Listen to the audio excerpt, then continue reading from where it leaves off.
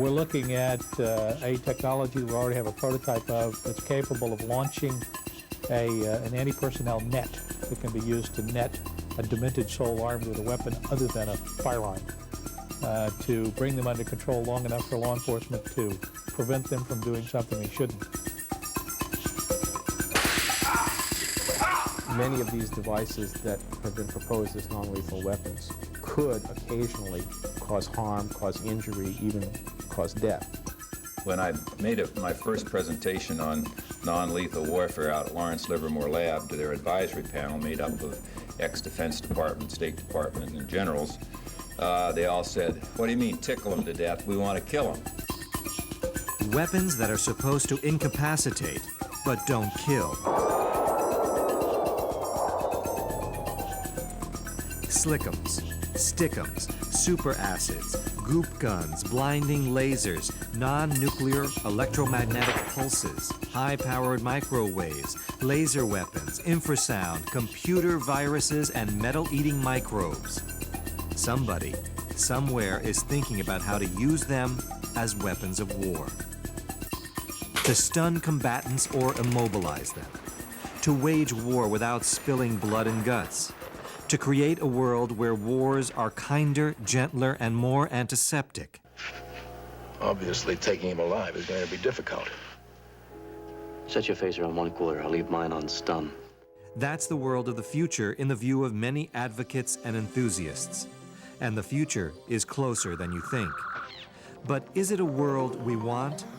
Today, America's Defense Monitor examines the world of non-lethal technologies.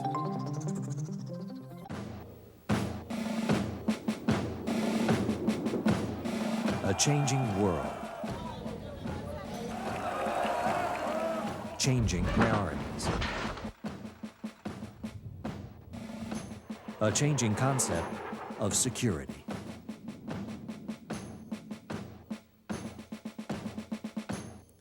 America's Defense Monitor, television for changing times. I'm Vice Admiral Jack Shanahan, Director of the Center for Defense Information. 50 years ago, we invented a weapon that could destroy whole cities and kill hundreds of thousands of people with one nuclear explosion. Today, we are developing a new family of weapons which are less than lethal, commonly referred to as non-lethal weapons. But are they, and to what end? The subject of today's America's Defense Monitor.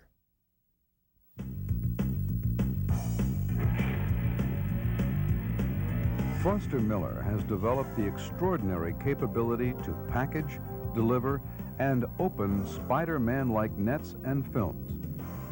Current applications for this technology include non-lethal vehicle defeat. The idea of using non-lethal weapons to avoid death or permanent injury isn't new.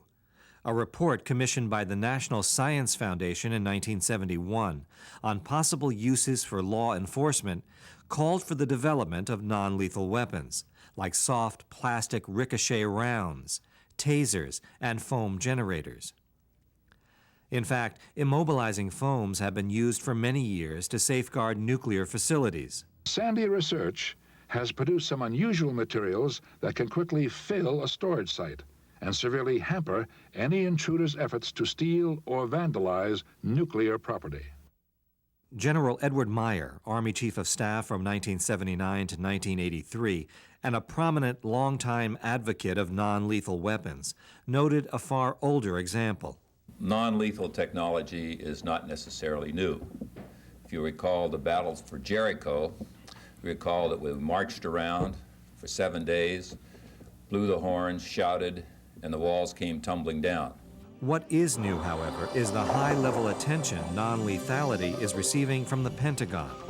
In the past few years, at a time when most of the debate on military issues has been about budgets, force structure, and major weapon systems, the Pentagon has been experiencing what it calls a revolution in military affairs.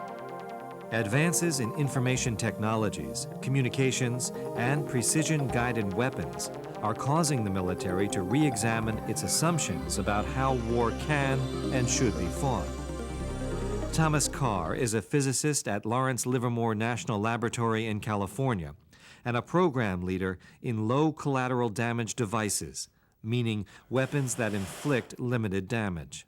I think what people are talking about today is going to a new class of devices that is specifically designed to take on and defeat the weapons directly in a low collateral damage way. Military planners still assume that U.S. forces will intervene overseas, but increasingly, they believe these interventions will be in civil and ethnic conflicts, peacekeeping operations such as have taken place in Somalia, Haiti, or Bosnia, or limited attacks such as in Panama and Grenada, what the military calls operations other than war. The post-Cold War military situation is different. For example, we're expecting to find ourselves in a lot more combat in built-up areas, in cities, where collateral damage is a much more serious issue, and avoiding civilian casualties is a much more serious issue than it has been in the past. It's believed that the American public will no longer accept conflicts that result in high numbers of civilian casualties. And as public support is deemed crucial for any overseas deployment of U.S. forces, non-lethal technologies are seen as vital to maintaining favorable public opinion. Dr. Carr gives an example to explain why the military views such technologies as important. I guess it's 2 years ago now that we made a cruise missile attack on Baghdad. Because we didn't like some of the things that Saddam was doing, even long after Desert Storm. One of those cruise missiles fell on a hotel in Baghdad and caused a fire and killed one person in the hotel. End of the use of cruise missiles by the U.S. over Baghdad. We're not going to fly them over the city again because we hit one building, caused some collateral damage, and one civilian death.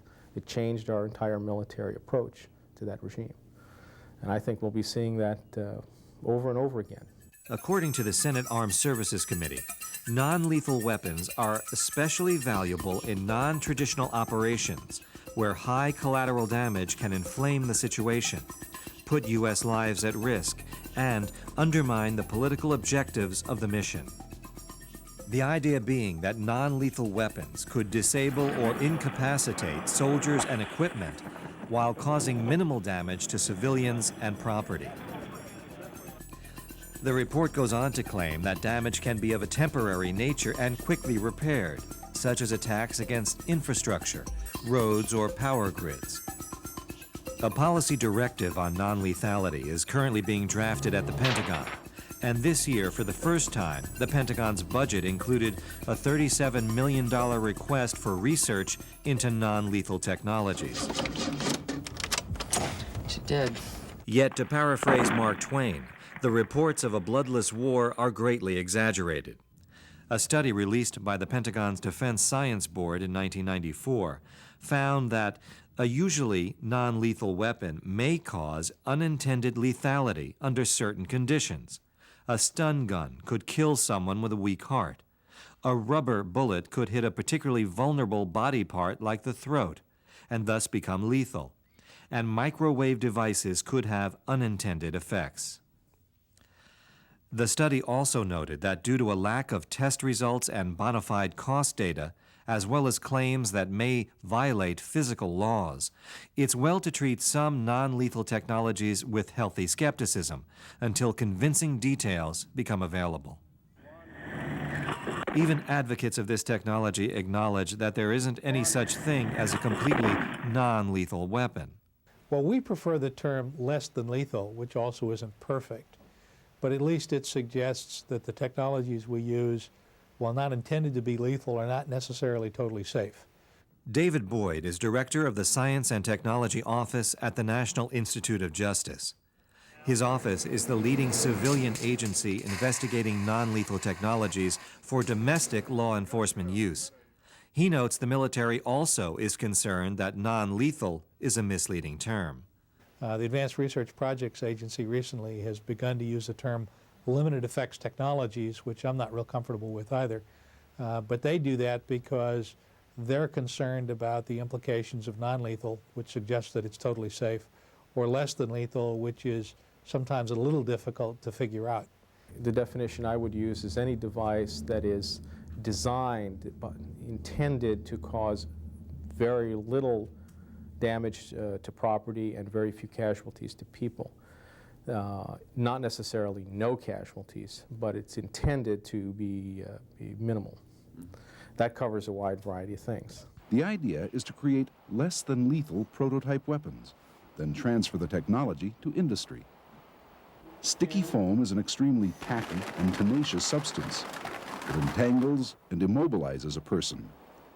An unrecognized aspect of non-lethal technologies is that they are not viewed as a replacement for lethal weapons. I think the concern among some military people is that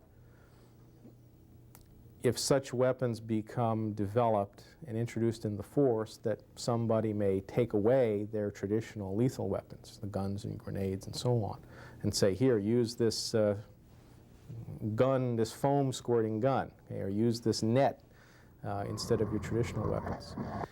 I don't want to do that, and I don't know anybody that does want to do that. So that's why people say it's not a substitute for, it's a complement to or an adjunct to. It's intended that they're part of the kit that can be used in conjunction with lethal weapons, even in a lethal war.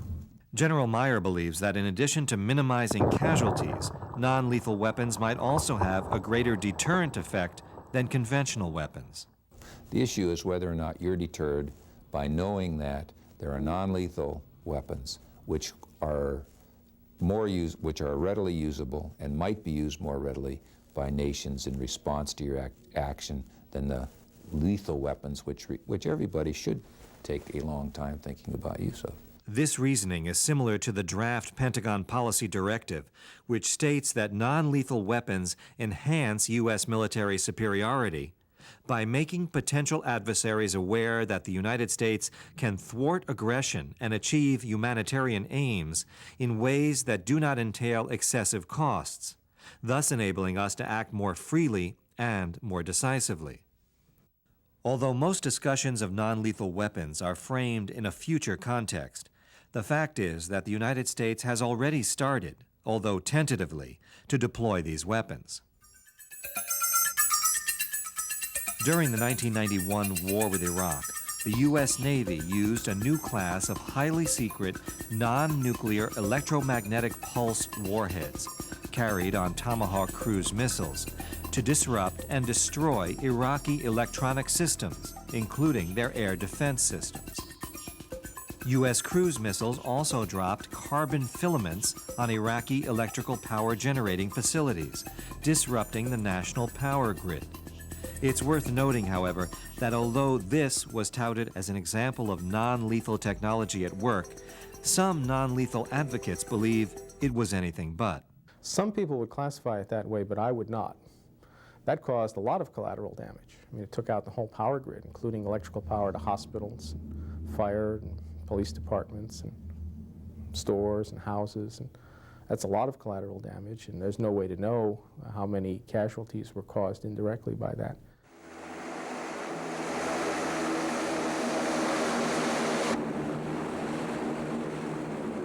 In early 1995, U.S. forces returned to Somalia to safeguard the withdrawal of remaining UN peacekeepers. The Marines who were deployed brought with them such weapons as guns that shoot rubber pellets and tiny beanbags to disperse crowds, stinger grenades that shoot rubber pellets, sticky foam that immobilizes people, and a foam system that creates a soap-sud-like barrier 200 feet long, 20 feet wide, and 4 feet high, laced with tear gas. In February, I believe, of this year, we were approached by the U.S. Marine Corps, maybe it was in January, who asked if we could provide them every prototype sticky foam delivery system we had so they could take them to Somalia to use as part of a less than lethal suite of technologies to use to cover the withdrawal of UN forces from Somalia. Alton Fry is director of the Washington office of the Council on Foreign Relations. A council task force issued a report on non-lethal technologies.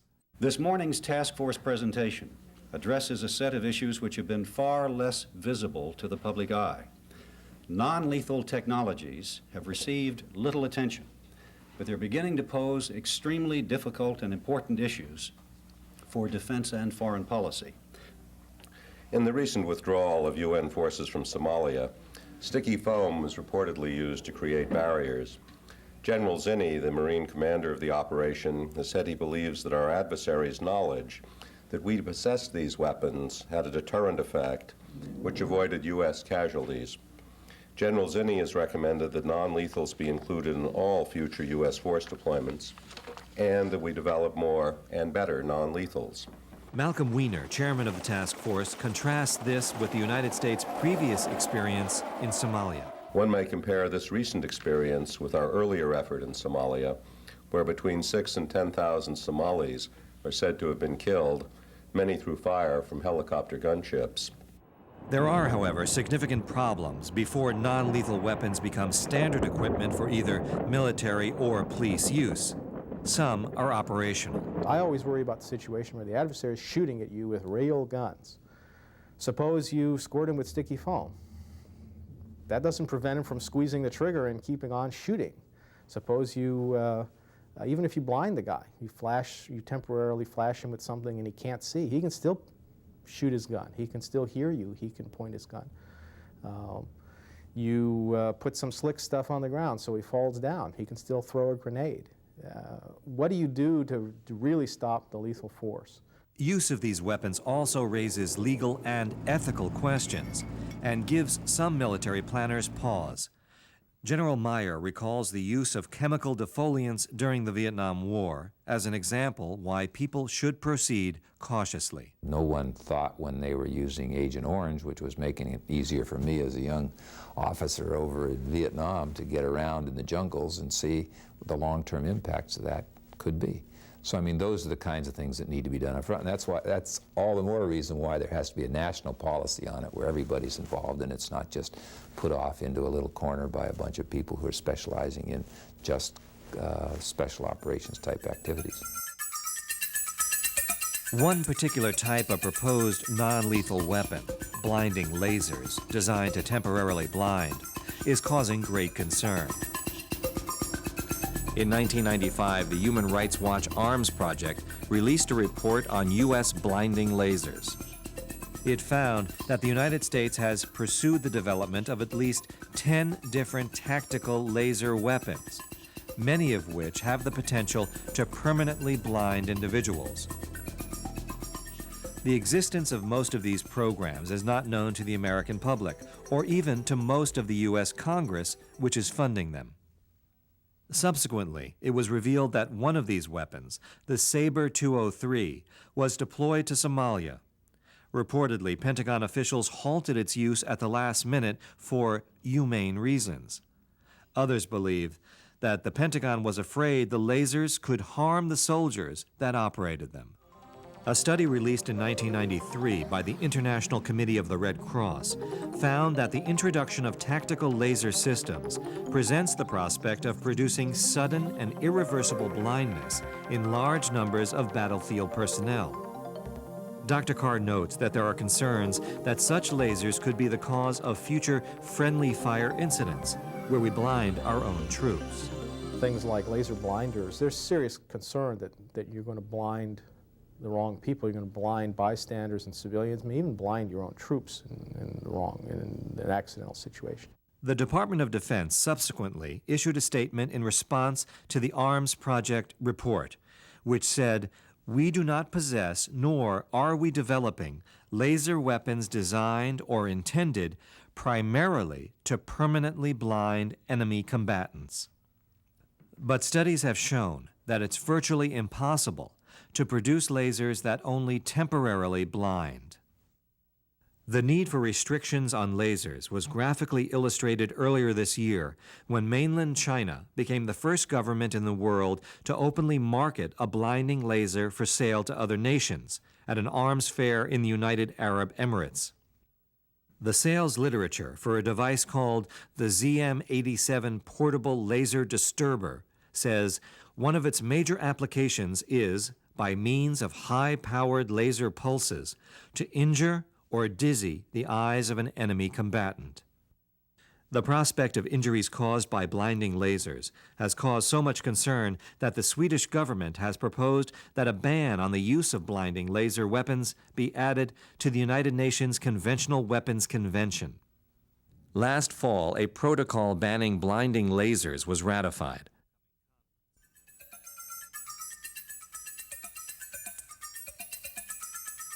After the international ban on blinding lasers was adopted, the U.S. military halted its research and stated that blinding lasers would not be used in future deployments of U.S. forces. Another potential problem with non-lethal technologies is that the conditions under which they may be used are more demanding in the area of law enforcement. In the military, the mission comes first. You're going to execute that mission, whatever comes. And in the process of executing that mission, you try to minimize collateral damage to the civilian establishment. For law enforcement, it's that civilian establishment, those collateral folks who are the mission. It's their protection. So that's the ultimate mission they have to aim at. And so no collateral damage is tolerated under most circumstances. Even proponents of non-lethal weapons acknowledge that some of the proposed technologies are irresponsible, such as the use of metal-eating microbes to destroy enemy weapons and equipment. I find the prospect of such weapons frightening and abhorrent, and I think many other people will also. I think there are other ways to achieve the objective that aren't biological weapons and don't suffer from all of those moral objections. General Meyer points to a past proposal to consider a mini-nuclear weapon as a non-lethal device if it were used in an uninhabited area. I don't think you'd find anybody who's thinking in the non-lethal area would consider that non-lethal.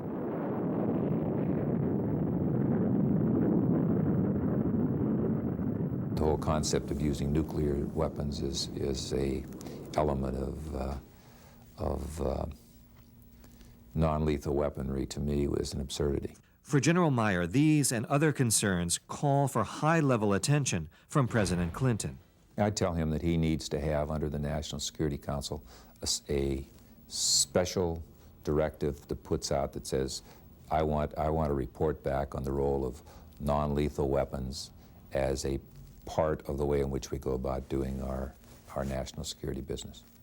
And that's not been done. Right now, it's being worked separately over in the low-intensity element of the Defense Department. And it needs to be elevated to the point where everybody's looking at it. General Meyer also believes that non-lethal systems could suffer by failing to live up to their hype. It gets sold as an answer to all questions, and that people believe that you wouldn't need lethal weapons at all if you had the right kind of non-lethal. I think that's a danger. At first thought, it seems difficult to argue with the idea of non-lethal technologies.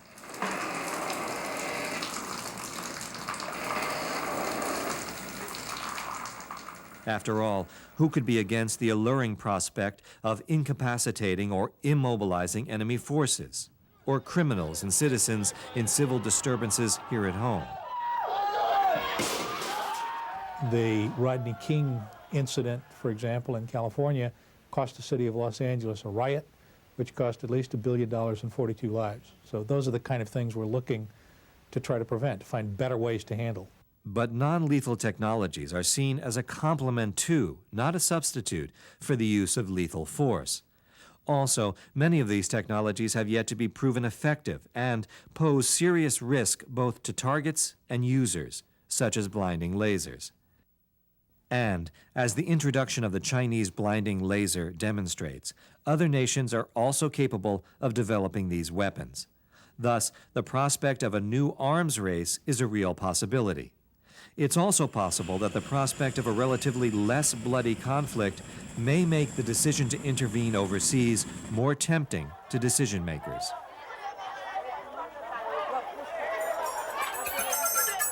But the likelihood of non-lethal weapons making wars less brutal or destructive remains to be proven.